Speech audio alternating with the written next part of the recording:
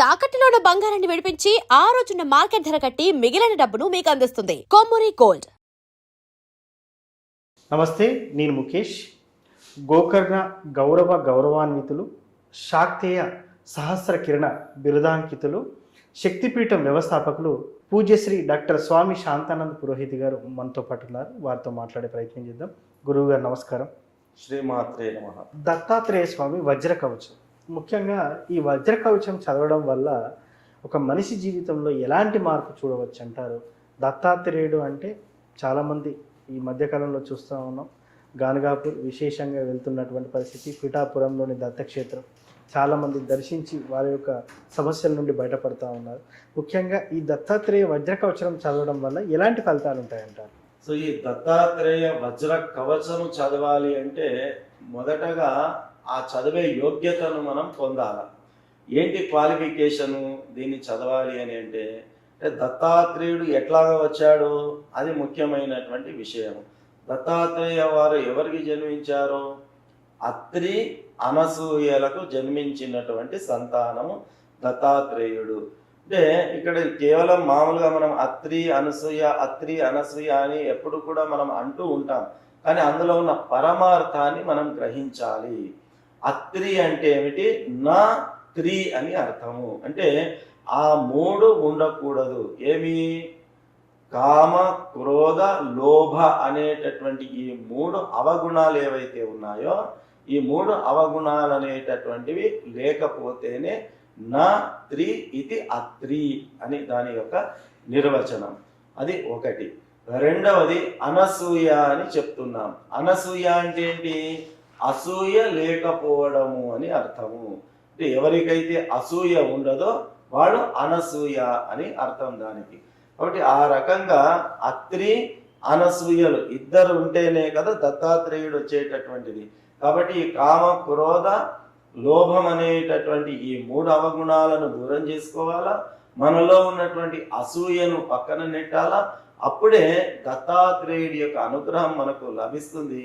అనుగ్రహం లభించడానికి స్తోత్ర పారాయణం చేసే యోగ్యత మనకు అనేటటువంటిది లభిస్తుంది. ఈ రకంగా దత్తాత్రేయ వజ్ర కవచం పారాయణం చేయడానికి ముందుగా మనము అందిపుచ్చుకోవాల్సినటువంటి లక్షణాలు ఇవి. అవి అందిపుచ్చుకున్న తర్వాత అప్పుడు పారాయణం చేయడానికి ఉపక్రమించాలి. ఈ దత్తాత్రేయ వజ్ర కవచ పారాయణం చేయడం వల్ల సర్వము మనకు లభిస్తుంది. ఎందుకు అంటే బ్రహ్మ, విష్ణు, మహేశ్వరుల యొక్క స్వరూపమే దత్తాత్రేయుడు. కాబట్టి త్రిమూర్తులను మనము పూజిస్తే ఎలాంటి ఫలితం మనకు లభిస్తుందో దత్తాత్రేయుడిని స్మరించడం చేత, పూజించడం చేత, దత్తాత్రేయ స్తోత్ర పారాయణ చేయడం చేత ఆ త్రిమూర్తులను పూజించిన పూజా ఫలితం మనకు లభిస్తుంది.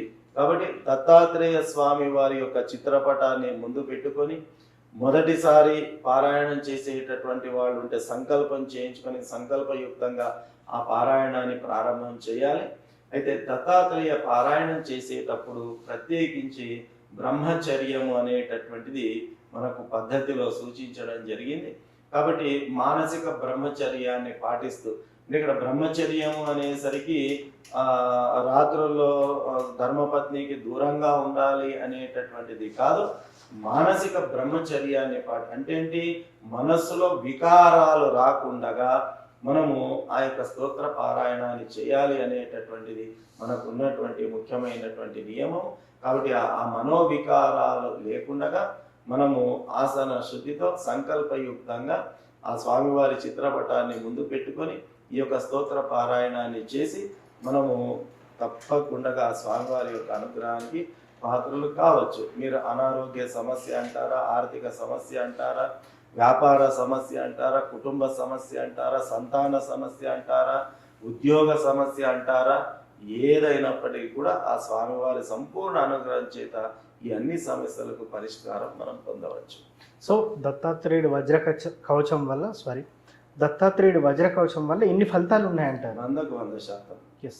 సో ఎన్ని రోజులు చదివితే బాగుంటుంది అంటారు? మామూలుగా ఏదైనప్పటికీ కూడా ఒక కాల పరిమితి అనేది భగవంతుని సేవకు నిర్దిష్టమైన కాల పరిమితి లేదు. ఇది మన ఊపిరి ఉన్నన్ని నాళ్ళు ఈ క్రియలన్నీ కూడా కొనసాగుతూ ఉండాలి.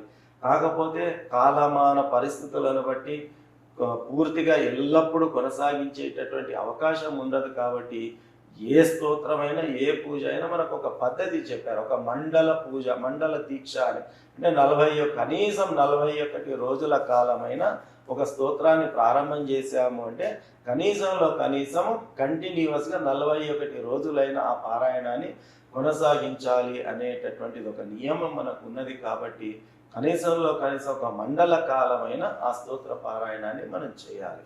సో ఖచ్చితంగా నిష్ట పాటిస్తే బెటర్ అంటారు. అలా చేస్తేనే కదా మనం కోరుకున్నటువంటి ఫలితాలు మనకు వచ్చేటటువంటిది. కాబట్టి ఆ యొక్క ఏ స్తోత్ర పారాయణం చేసినా, ఏ పూజ చేసినా కనీస విలువలను, కనీస నియమాలను, కనీస నిష్టను మనం పాటిస్తేనే దాని యొక్క ఫలితం అనేది ఉంటుంది. సో ముఖ్యంగా దత్తాత్రేయ వజ్ర కవచం చదవటం ఎలా చదవాలి, ఎలా చదివితే ఎటువంటి ఫలితం ఉంటుందని చాలా చక్కగా చెప్తున్నారు సార్. ధన్యవాదాలు. శ్రీమాత్రే నమః.